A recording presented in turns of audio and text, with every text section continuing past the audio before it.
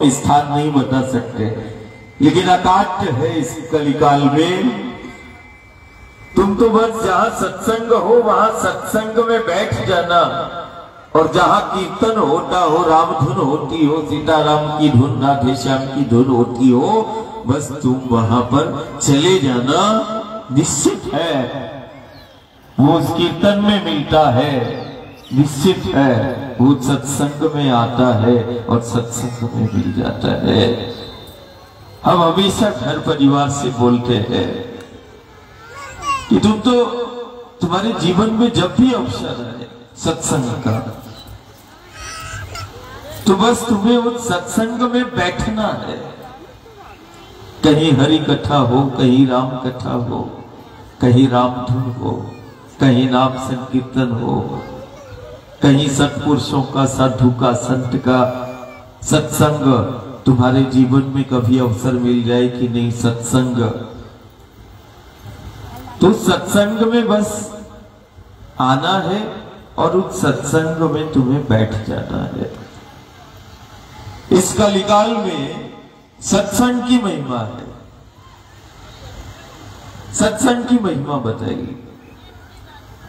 इस कलिकाल में नाम स्मरण की महिमा बताइए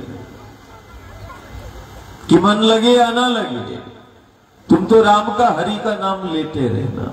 हमें बताया गया नाम स्मरण, मन लगे या ना लगे, तुम तो राम का नाम लेते रहना, तुम तो हरि का नाम लेते रहना। वो नाम स्मरण बड़ी सहज साधना है। गुरु ने ऐसे ही हरि का, राम का नाम दे दिया, और वो हरि नाम ही सत्य है, वो राम नाम ही सत्य है। देखो हमारी संस्कृति, देखो हमारा धर्म, देखो हमारा सनातन, जो सत्य का स्मरण करना सिखाता है, जो सत्य का सुमिरन करना सिखाता है, जो राम का नाम ले रहा है, हरि का नाम ले रहा है, वो सत्य का स्मरण ही तो कर रहा है। और जो सदा सत्य का स्मरण करता है, जो सदा सत्य का सुमिरन करता है, वो हर स्थिति, हर परिस्थिति में अपने जीवन को वो बड़े आनंद के साथ वो जीता है। उसको किसी काल और ग्रह का प्रभाव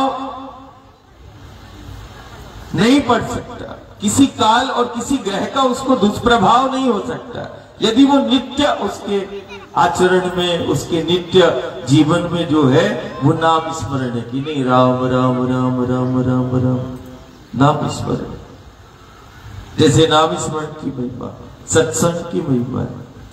बस हमें तो सत्संग मिल जाए तो हमें तो बैठना, हमें बैठना है सत्संग में। न जाने सत्संग की किस क्षण, किस पल में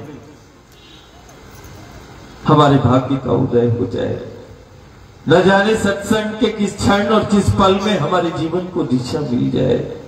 न जाने सत्संग के किस क्षण और किस पल में हमारी विघ्न, बाधा और समस्याओं का अंत हो जाए।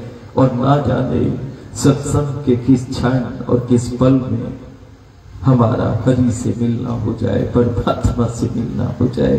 सत्संग के एक एक क्षण, एक एक पल को बस हमें जीना है। तुम तो सत्संग में बैठना सीख जाओ, बहुत सारी समस्याओं का समाधान हो जाएगा। और जिसने सत्संग में बैठना जो सीख गया, सत्संग में आना जाना जिसने सीख लिया, निश्चित है उसको जीवन को दिशा मिल जाएगी। वो अपनों से भी मिल लेगा और वो परमात्मा ईश्वर से भी मिल लेगा। कारण उसके जीवन में अब सत्संग आ गया कि अब उसको सत्संग में रस आने लगा, अब सत्संग में उसको आनंद आने लगा। अब राम धुन करने में और राम धुन को सुनने में और हरि कथा और राम कथा में अब उसको आनंद आने लगा, रुचि कर लगने लगी है अब कथा, अब सत्संग। तो समझना कि अब उसके जीवन को दिशा निश्चित मिलेगी। अब उसका मिलना अपनों से तो होगा ही, उस परमात्मा और ईश्वर से भी उसका मिलना हो जाएगा। असंभव है। हम हमेशा कहते हैं बस हमें सत्संग में बैठना है और उस सत्संग के उस क्षण और उस पल को हमें जी लेना है। न जाने सत्संग के किस क्षण, किस पल में तुम्हारे भाग्य का उदय हो जाए। न जाने सत्संग के किस क्षण और किस पल में जो तुम कामना और इच्छाओं की पूर्ति को लेके बैठे हो या किसी विघ्न बाधा और समस्याओं से ग्रसित हो, न जाने सत्संग के किस क्षण और किस पल में वो क्षण और वो पल सत्संग का दवा का काम कर जाए, वो संजीवनी का काम कर जाए और तुम्हें और रोगों से, दोषों से और विघ्न बाधा का तुम्हें समस्या का समाधान हो जाए। असाधारण नाम स्मरण की महिमा है। मन लगे न लगे हमें तो राम स्मरण करना। और देखो हमें जहां तक सुध है कि नर्मदा के तीरे तीर्थ क्षेत्र ही है सिलवा हिनोतिया, और करीबन 14-15 वर्ष पहले घर परिवार ऐसे ही भ्रमण करते करते इस गांव में प्रवेश हुए और इस गांव में बैठ गए। बैठने के बाद चित्त के अंदर ऐसा आया कि नहीं एक थोड़ा कुर्सी लाओ रे, तो परिवार ने एक कुर्सी बनाई। बोले दादा कुर्सी कैसे बनना है? तो मैंने कहा जिसमें 4 घोड़ा हो और 5 फन वाले की पूंछ जो है वो 5वां स्तंभ हो, वो छूटी हो, ऐसी कोई कुर्सी हमें कोई बनाए, तुम बना दोगे तो हम तुम्हारे गांव में बैठ जाएंगे। तो इस समय लालजी और गुड्डा कहाँ है? दोनों। तो दोनों को हमने बोला, बोले नहीं हम तो गांव में बिठा लेंगे, हम तो गांव में। अब आ गए। मैंने कहा नहीं हम ऐसे ही बैठेंगे जब 4 घोड़े वाली कुर्सी, 4 घोड़े पाए पे लगे हों, 4 घोड़ा और 5वां पाया वो 5 फन वाले की पूंछ का हो, जो वो पूंछ वो जमीन से टच होती हो। यदि ऐसी कुर्सी, ऐसा तुम आसन बना दोगे तो हम तुम्हारे घर में और तुम्हारे गांव में बैठ जाएंगे।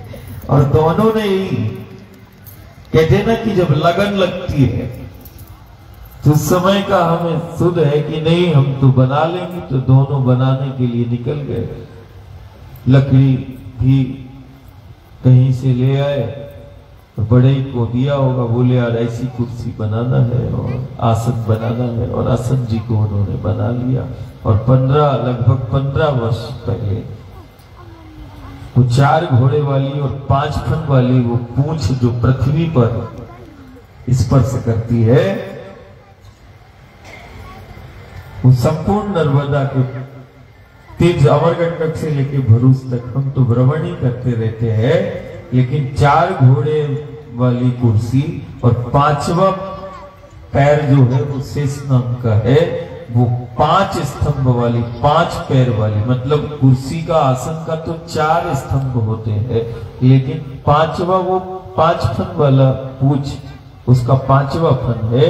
ये मुझे लगता है ऐसी कुर्सी भारतवर्ष में कहीं नहीं मिलेगी। ऐसा आसन सिर्फ कहीं हिनोतिया में और कहीं नहीं मिलेगा। आसन तो बहुत सारे हैं, लेकिन एक बाल हट और वो है ऐसा।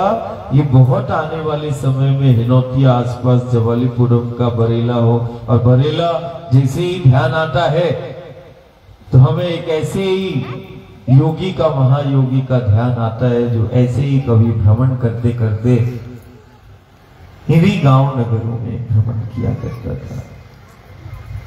हम कभी कभी गांव को, बरेला को हम बोलते हैं और अपनों को कि नहीं,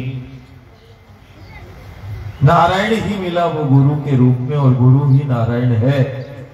हम कभी कभी बोलते हैं कि बरेला को और आसपास जवालीपुरम को ही एक ऐसा सानिध्य जो है मिला ठन पाल दादा के रूप में। हम तो बोलते भी हैं कि ऐसा बोला करो कि हमारा गोपाल है, दादा ठन पाल है, ऐसा बोला करो। हम बहुत, जब भी हम गांव जमुनिया और सिलवा हिनोतिया और बरेला हम जाते हैं, हम बच्चों को जरूर हम नहीं बोलते कि बेटा कोई इस गली से निकले ना, तो जैसे वृंदावन की गलियों से निकलते हैं तो वहां राधे राधे राधे राधे राधे राधे राधे राधे राधे राधे है ना, ऐसा बोलते, श्याम मिला दे राधे राधे, श्याम मिला दे राधे राधे।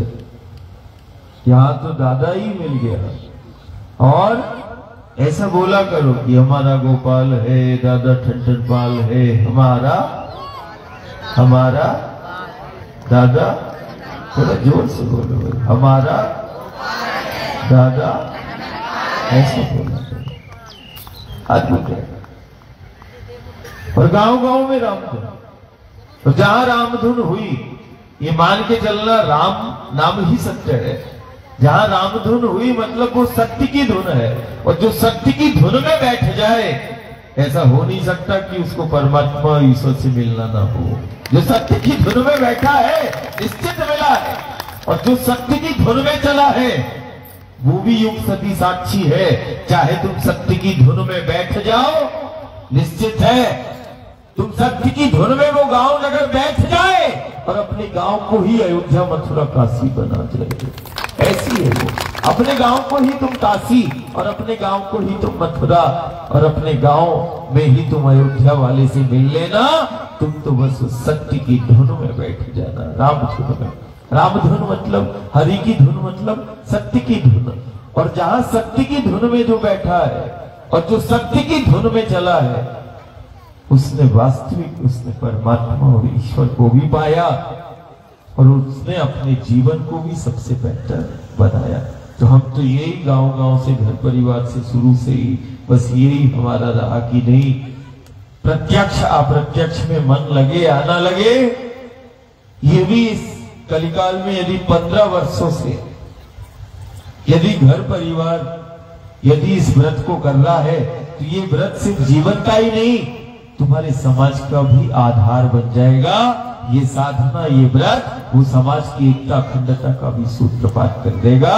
तुम तो ऐसे ही अखंड रामधुन में बैठ जाना, कभी पूर्णिमा कभी अमावस्या, और साल में एक बार जैसे ये व्रत और ये अखंड संकल्प के साथ परिवार बैठता है, ऐसे ही तुम बैठे रहे।